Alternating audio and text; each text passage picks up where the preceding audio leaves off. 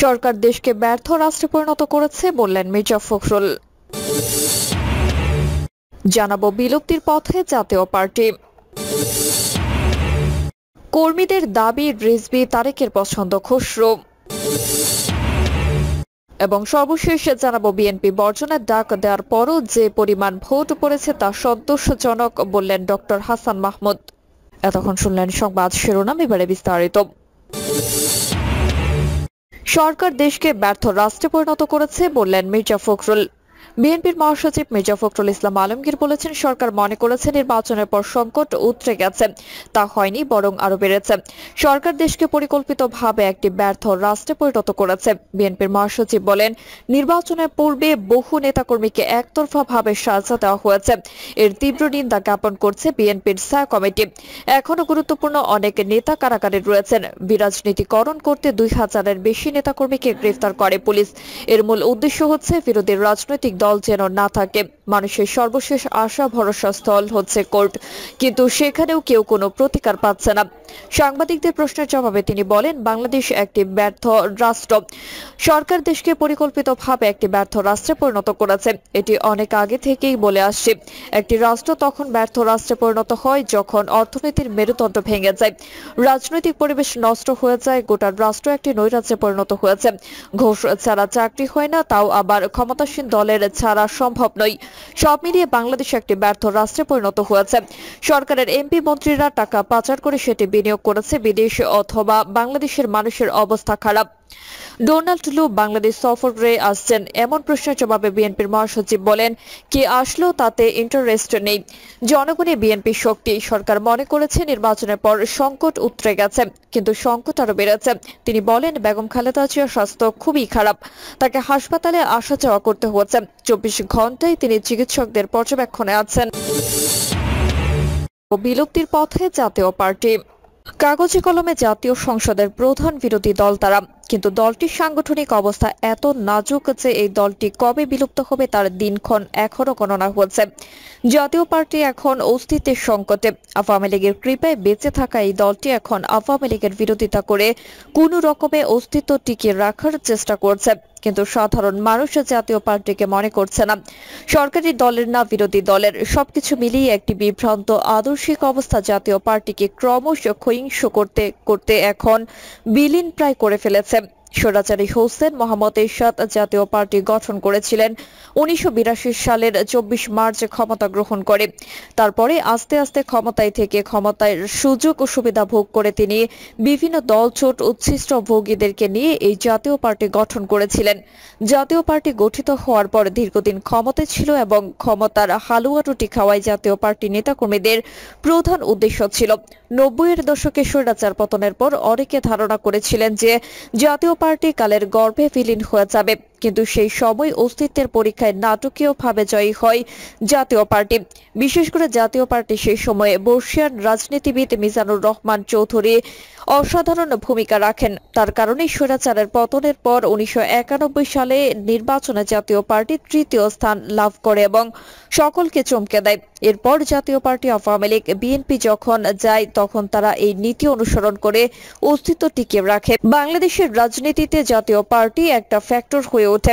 জাতীয় পার্টি ছাড়া ক্ষমতা গঠন করা কোনো দলের পক্ষে সরকার গঠন করা প্রায় অসম্ভব, এরকম একটি রাজনৈতিক সমীকরণ তৈরি হয়, যে সমীকরণের সুবিধা নিয়ে জাতীয় পার্টি এখনো টিকে আছে। 2001 সালের নির্বাচনে দলটি সমর্থন দেয় বিএনপিকে। বিএনপি ক্ষমতায় আসে। আবার 2008 সালের নির্বাচনে জাতীয় পার্টি আওয়ামী লীগের সঙ্গে মহাজোট গঠন করে। সেই থেকে মহাজোটেই আছে জাতীয় পার্টি। কিন্তু জাতীয় পার্টির প্রধান নেতা এরশাদের মৃত্যুর পর জাতীয় পার্টি এখন শুধুমাত্র নেতৃত্বের সংকট নয়, অস্তিত্ব সংকটে হচ্ছে। এরশাদের মৃত্যুর পর জাতীয় পার্টির হাল ধরেছেন তার ছোট ভাই জিএম কাদের। জিএম কাদের একজন সৎ পরিচ্ছন্ন মানুষ, কিন্তু রাজনীতির অভিজ্ঞতায় তিনি একেবারেই কাঁচা, পরিপক্ক এবং অদূরদর্শী বটে। রাজনীতিতে তার অবস্থান কি সেটি সুস্পষ্ট নয়। আওয়ামী লীগের সঙ্গে থেকেই জাতীয় পার্টি ক্ষমতার ভাগ বাটোয়ারা করেছে, কিন্তু 2018 সালে এসে জাতীয় পার্টি সম্পূর্ণ উল্টো অবস্থান নেয় এবং সরকারের বিরোধিতা একটা অবস্থান আবরণ পড়ে, কিন্তু সাধারণ মানুষের কাছে এই আবরণ গ্রহণযোগ্যতা হয়নি। জাতীয় পার্টি 2024 সালের নির্বাচন বর্জন করার কথাও ভেবেছিল, কিন্তু শেষ পর্যন্ত সেই নির্বাচনে অংশগ্রহণ করে এবং নির্বাচনে হতাশাজনক ফলাফল পায়। জাতীয় পার্টির এই দিক বদল এবং বারবার অবস্থান পরিবর্তন সাধারণ মানুষের কাছে একটা নেতিবাচক ধারণা সৃষ্টি করেছে, আর এই কারণেই সাধারণ মানুষ জাতীয় পার্টি থেকে মুখ ফিরিয়ে নিয়েছে। এর মধ্যে রওশন এরশাদের পৃথক অবস্থান জাতীয় পার্টি নেতাদেরকে বড় ধরনের ধাক্কা দিয়েছে। দলটিতে নতুন নেতৃত্বের বা কর্মীর আগমন ঘটছে না। পুরনো নেতারা নানা রকম সুযোগ সুবিধার আশায় দিনের বেলায় সরকারের সঙ্গে যোগ সাজস করছেন, রাতের বেলায় তাদেরকে দেখা যাচ্ছে ব্যক্তিগত কর্মকাণ্ডে। জাতীয় পার্টিতে এখন পার্ট টাইম রাজনীতির প্রধান বা প্রাধান্য, আর এই সমস্ত রাজনীতিবিদরা দলের চেয়ে নিজের স্বার্থ রক্ষার জন্যই বেশি ব্যস্ত। এখন জিএম কাদের জাতীয় পার্টিকে কোনো রকমে টেনে তোলার চেষ্টা করেছেন বটে, কিন্তু এরশাদের যেরকম সারা দেশ জুড়ে একটা আলাদা ইমেজ ছিল, একটা জনপ্রিয়তা ছিল, জিএম কাদেরের তা নেই। আর একমাত্র পরিচয় তিনি হোসেন মোহাম্মদ এরশাদের ছোট ভাই, আর এই কারণেই জাতীয় পার্টির প্রতি সাধারণ মানুষের আগ্রহ এখন আর নেই। এই রাজনৈতিক দলটি যে তৃতীয় শক্তি হিসেবে আবির্ভূত হওয়ার সম্ভাবনা জাগিয়েছিল তা এখন বিলীন হওয়ার পথে। কর্মীদের দাবি রিজভী, তারেকের পছন্দ খসরু। বিএনপিতে নতুন মহাসচিব নিয়োগের প্রক্রিয়া শুরু হয়েছে। লন্ডনে পলাতক বিএনপির ভারপ্রাপ্ত চেয়ারম্যান তারেক জিয়া বিভিন্ন জেলার স্থানীয় পর্যায়ের নেতাদের সঙ্গে নৈশ বৈঠকের আয়োজন করেছেন। এ পর্যন্ত নোয়াখালী, কুমিল্লা, সিলেট, বরিশাল সহ অন্তত 10টি জেলায় এই ধরনের জোট বৈঠক আয়োজন করা হয়েছে। যে বৈঠকগুলোতে লন্ডনে পলাতক তারেক জিয়া সরাসরি তৃণমূলের নেতাকর্মীদের সঙ্গে কথা বলেছেন। তৃণমূলের নেতাকর্মী ছাড়াও ছাত্রদল, যুবদল, কৃষক দলের মতো বিভিন্ন অঙ্গ সহযোগী সংগঠনের স্থানীয় পর্যায়ের নেতৃবৃন্দ তারেক জিয়ার সঙ্গে কথা বলেছেন। নোয়াখালীতে এরকম বৈঠকের আয়োজন করা হয়েছে, যেখানে প্রজেক্টরের মাধ্যমে তারেক জিয়া সরাসরি কর্মীদের সঙ্গে যুক্ত হয়েছেন এবং তাদের মতামত দিয়েছেন। এই সমস্ত মতামতে দল পুনর্গঠন, নতুন নেতৃত্ব ইত্যাদি বিষয় নিয়ে তারেক জিয়া দলের নেতৃবৃন্দের খোলাখুলি মতামত জানতে চান। আর এই খোলাখুলি মতামতে যদি মির্জা ফখরুল ইসলাম আলমগীর মহাসচিব না থাকেন, তাহলে কাকে মহাসচিব করা যেতে পারে সেই প্রশ্নটি উত্থাপন করেন। জানা গেছে অধিকাংশ তৃণমূলের কর্মীরা তাদের পছন্দের কথা জানাতে প্রথমে অস্বস্তি প্রকাশ করেন। পরবর্তীতে তারেক তাদেরকে আশ্বস্ত করেন যে এই বৈঠকের খবর বাইরে প্রকাশিত হবে না এবং বৈঠকে উপস্থিত নেতৃবৃন্দকে সতর্ক করা হয় তারা যেন এই বৈঠকের বিষয়টি দলের কেন্দ্রীয় নেতা বা সিনিয়রদের সঙ্গে আলোচনা না করে। এরপর এই বৈঠকে মতামত প্রকাশের জন্য সবাইকে স্বাগত জানানো হয়।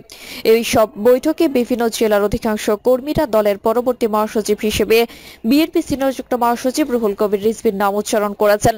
তার পিছনে বিএনপি নেতাকর্মীরা যুক্তি দেখিয়েছিলেন যে তিনি নিবেদিত প্রাণ ত্যাগী। কর্মীদের কাছে তিনি শ্রদ্ধার আসনে আসেন। তাছাড়া সব সংকটে তাকে সাহসীভাবে দেখা যায়, যে কারণে রিজভীর মহাসচিব হওয়া উচিত বলে অনেকে মনে করেছেন। তবে বেশ কিছু স্থানীয় পর্যায়ের নেতা মনে করেন যে মির্জা ফখরুল ইসলাম আলমগীর সবচেয়ে যোগ্য ব্যক্তি। এখন পর্যন্ত তার কোনো বিকল্প নেই। মির্জা ফখরুল ইসলাম আলমগীর দলের মহাসচিব থেকে সরে গেলে দলের জন্য সমস্যা হবে বলেও তারা অভিমত ব্যক্ত করেছেন। তারেক জিয়া উপচাচক হয়ে কয়েকটি বৈঠকে আমির খসরু মাহমুদ চৌধুরী যদি বিএনপির মহাসচিব হয় তাহলে সেটি কেমন হয়, এই প্রশ্নটা জিজ্ঞেস করেছেন। এর উত্তরে স্থানীয় পর্যায়ের কিছু নেতা নীরবতা অবলম্বন করেছেন। অনেকে নেতিবাচক মন্তব্য করেছেন। খুব অল্প সংখ্যক ব্যক্তি আমির খসরু মাহমুদকে ইতিবাচকভাবে দেখেছেন।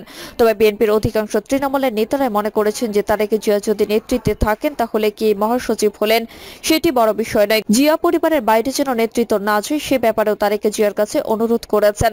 বিভিন্ন সূত্রগুলো বলছে মির্জা ফখরুল মহাসচিব হিসেবে থাকতে চান না। তিনি কয়েক দফা এই বিষয়টি নিয়ে তারেক জিয়ার সঙ্গে কথা বলেছেন।